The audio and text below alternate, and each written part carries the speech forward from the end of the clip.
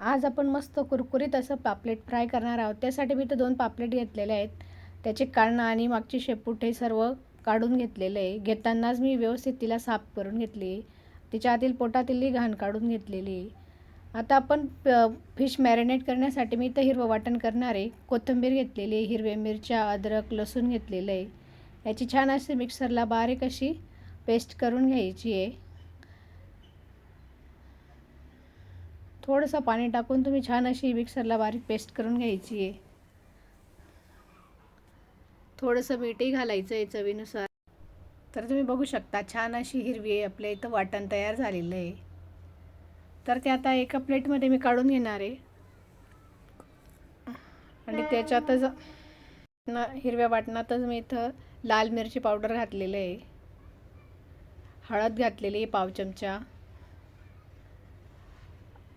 इथं मी मसाला घातलेला आहे आणि धना पावडर घातलेला आहे. छान याला मिक्स करून घ्यायचं आहे.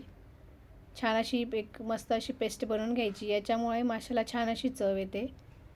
आणि आपण आतूनही पॉपलेटच्या आत हा मसाला भरणार आहोत. आता इथं मी थोडं कोकमचं पाणी घेतलेलं आहे. कोकममुळे जो माशांना येणारा वास असतो तो येत नाही आणि छान अशी चव येते. जर कोकम नसेल तुमच्याकडे तर तुम्ही लिंबूही वापरू शकता. आता पापलेटला वरून थोडं मीठ लावायचं आहे आणि याच्यातच थोडं आतूनही म्हणजे अगदी अळणी लागणार नाही म्हणून आतूनही थोडं मीठ घालायचं आहे. आपण मसाल्यात मीठ घातलेलं आहे त्याच्यामुळे बेतानच घालायचं आहे. आता वरून थोडं कोकमचं पाणी मी लावून घेते. कोकमचं पाणी लावल्यामुळे फिशला जो येणारा वास आहे तो येत नाही आहे, म्हणजे कमी होऊन जातो वास. आणि छान याला 5 ते 10 मिनटं या कोकम लावलेल्या पाण्यातच राहू द्यायचं आहे. त्यानंतर मग आपण जो बनवलेला मसाला आहे त्याच्याने आपण याला छान असं याच्यात आपण मसाला भरणार आहोत. आताही मी 10 ते 15 मिनटासाठी बाजूला ठेवते. जर तुम्हाला घाई असेल किंवा वेळ नसेल तर तुम्ही लगेचही भरू शकता. तर तुम्ही बघू शकता आता 10-15 मिनटानंतर मी इथं आता जे आपण वाटून घेतलेलं वाटण आहे हिरवी मिरची त्याच्यात मी आता थोडं आपण आतमध्येही पोटातही भरायचं आहे, म्हणजे खाताना हे वाटण खूप छान लागतं आणि त्याचा आतपर्यंत फ्लेवर जातो. तर याला वरून छान असं मसाल्याने कोट करायचं आहे. खायला अगदी छान आतून मस्त मसालेदार आणि वरून कुरकुरीत अशी ही पापलेट होते. तर सर्व बाजूने चोळून घ्यायचं आहे छान असं. तुम्हाला हवं असल्यास तुम्ही याच्यात कांदा किंवा खोबरंही घालू शकता. सुकं खोबरं किंवा ओलं खोबरंही तुम्ही आपण जी हिरवी चटणी वाटली त्याच्यात ती वाटू शकता. पण आम्हाला फक्त असंच आवडतं म्हणून मी याच पद्धतीने बनवते. पद्धतीने दोघं फिश मॅरिनेट करून घेणार आहेत. दुसराही पापलेटमध्ये छान असा मसाला भरायचा आहे. आतपर्यंत मसाला गेला म्हणजे चव छान येते.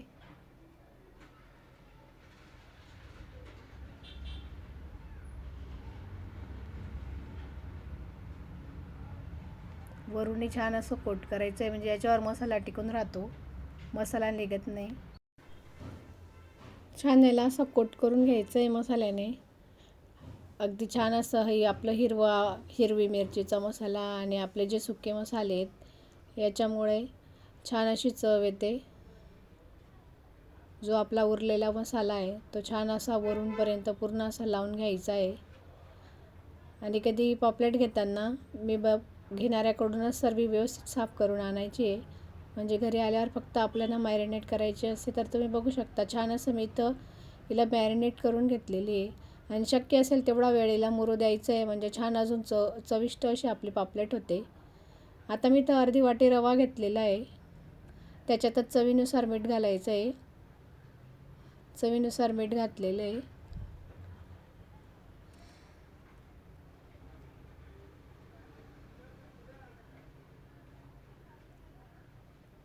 याला छान असं रव्याने असं कोट करून घ्यायचं आहे.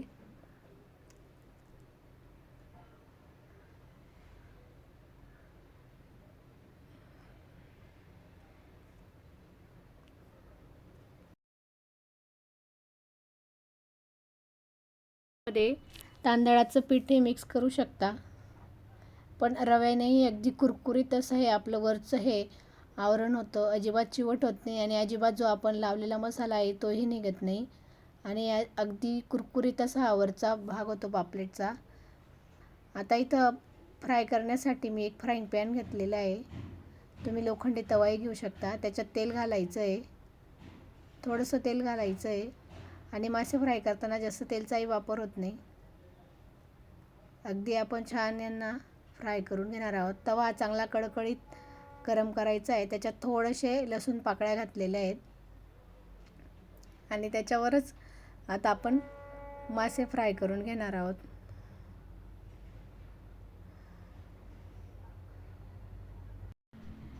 तर याला एका बाजूने 3 ते 4 मिनटं चांगलं असं छान कुरकुरीत असं फ्राय करून घ्यायचं आहे.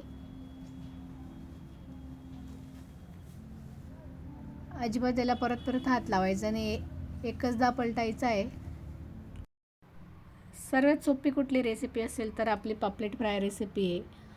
अगदी 15 ते 20 मिनटात बनून तयार होते आणि खायलाही खूप छान लागते. तर तुम्ही बघू शकता दुसराही मी छान असा पापलेट मॅरिनेट करून घेतलेला आहे. आता त्यालाही छान त्याच फ्रायच्या माशाच्या बाजूला फ्राय करून घ्यायचं आहे. एकाच तव्यावर मस्त आपले पापलेट फ्राय होत आहे. इथं आपण आधी जो पापलेट टाकलेला आहे त्याला आधी उलटून पलटून घ्यायचं आहे. थोडं परत मला इथं तेल कमी वाटतं आहे, परत थोडंसं तेल घालते आणि छान यानं मस्त कुरकुरीत फ्राय होऊ द्यायचे. अगदी गरमागरम खूप छान लागतं आहे पापलेट फ्राय. आणि तुम्हाला मासे खाण्याचे जर फायदे जर तुम्हाला माहितीच असतील तर तुम्ही मासे नक्कीच खा. आता जो आधी टाकलेला पापलेट आहे त्याला मी परतून घेते. तुम्ही बघू शकता छान अशी वरची बाजू आपली अगदी क्रिस्पी झालेली आहे. कुरकुरीत असा आपला पापलेट छान असा फ्राय झालेला आहे. आता दुसरी बाजू छान त्याची अगदी कुरकुरीत होईपर्यंत त्याला छान असा फ्राय करून घ्यायचा आहे. आता दुसराही तुम्ही बघू शकता छान असा पापलेट बघूनच तोंडाला पाणी सुटतं आहे. अगदी घरगुती मसाल्यात घरच्या साहित्यात आपल्या हॉटेलपेक्षाही भारी इथं पापलेट फ्राय तयार झालेलं आहे. तुम्ही बघू शकता मस्त असा कुरकुरीत असा आतून मसालेदार आणि वरून कुरकुरीत असा आपला पापलेट फ्राय झालेला आहे. आणि सर्वात महत्त्वाची गोष्ट म्हणजे पापलेट शिजायला अजिबात जास्त वेळ नाही लागत. कमीत कमी आपल्याला 8 ते 10 मिनटं लागले दोघं पापलेट फ्राय करायला आणि मस्त गरमागरम आपल्या इथं पापलेट फ्राय तयार आहे. तर तुम्ही या पद्धतीने नक्की पापलेट फ्राय बनवा. रेसिपी आवडल्यास रेसिपीला लाईक करा.